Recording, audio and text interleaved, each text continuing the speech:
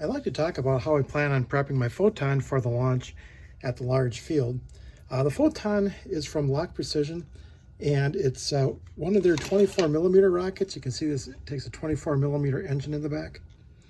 And therefore, this can easily take a D12 or an E12, and I've flown it on both. This has a parachute in it. I'm going to take that out in a moment. And what I want to do is I want to add to the parachute this small streamer. It's a one-inch streamer, but it's 25 feet long. And again, when you get a rocket up there with a D or an E engine on it, if it's a cloudy day, the parachute may blend into the clouds. So I'm going to go ahead and put this particular streamer, just a single-ended streamer, into the rocket as well. Here's how the recovery system looks on this particular rocket. I added a few features to it. One is the swivel right here, and that helps the body, if it's spinning around, to absorb some of the spinning right at the point where it's connected. This Kevlar cord is about 5 or 6 feet long, and that gives the components a little bit of time to slow down. When dealing with a Kevlar cord, you get this large snap at the end, which can sometimes tear things apart because it doesn't stretch. One other additional change I made is this is a Gnome pad that comes with it. It's a blanket for wrapping the parachute. This works beautifully. You don't need any wadding. You just wrap your parachute with this and stuff it in like a piston.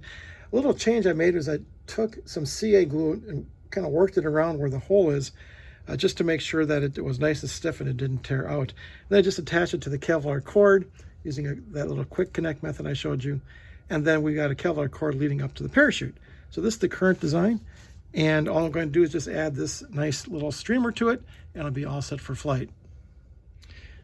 So the last step is to attach the streamer.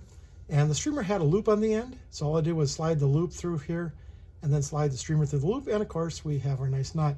Now what's interesting is that I've had problems with various rockets where this particular part, the little loop or the eyelet or whatever you want to call it, it sometimes tears off. And with the high stress from Kevlar cords, that could happen. So what I have here is the cord coming from the rocket, and then I tie the parachute to the cord, and I tie the streamer now to the cord, so that the only thing that's tied to this is just the cord leading to the rocket.